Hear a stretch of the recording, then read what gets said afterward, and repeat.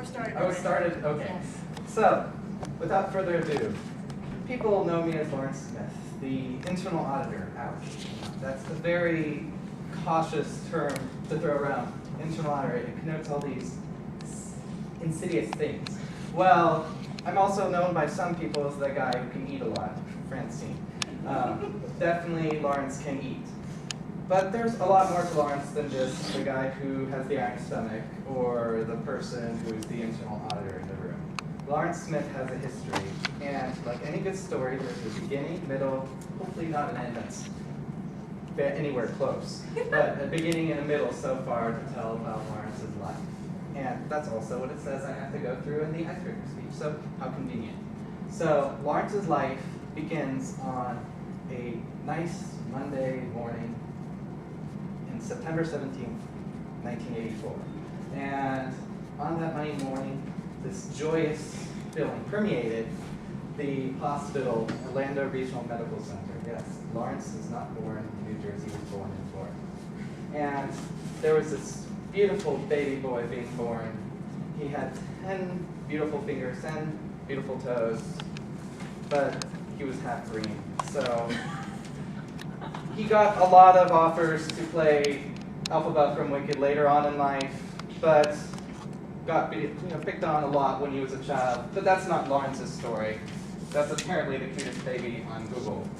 Of course, I would say that Lawrence was a lot more cute as a baby. But to another woman in the hospital who was lucky enough to have a child of the male variety, his name was Lawrence Smith, and he was perfect. Perfect in a lot of different ways. Even perfect enough because he came out in only 45 minutes after the initiation of labor. So his mom really loved him. So Lawrence goes on with his life. He eventually moves from Orlando, well, a small suburb in Orlando called Winter Park, to DeLand, Florida, which is an even smaller city outside of Orlando. And a lot of things happen. And then this comes along. I actually looked myself up on Google, and this was what was written about Lawrence. So 8-year-old Larry is discouraged by all the tensions and misunderstandings he finds amongst the grown-ups in the neighborhood. Isn't Christmas supposed to be a season of caring and forgiveness and good cheer? A visit from a very special heavenly messenger launches Larry on a mission of mercy. Ooh, this sounds very true. And follow this generous child as he sets out to rekindle the true spirit of the season. Larry's mom, his grandpa, a lot of other people that are listed here, but I'm not going to go through them.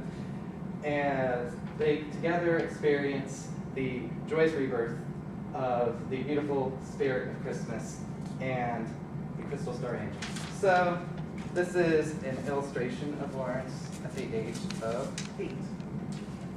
And this is a picture of Lawrence, a real picture of Lawrence at the age of 5 with his aunt who wrote the book about him. So Lawrence goes on, he is now in high school, and he's thinking, what does Lawrence want to be in his life? He sees all these shows about topics such as the X-Files. He's thinking, wow, it would be great to be an FBI agent.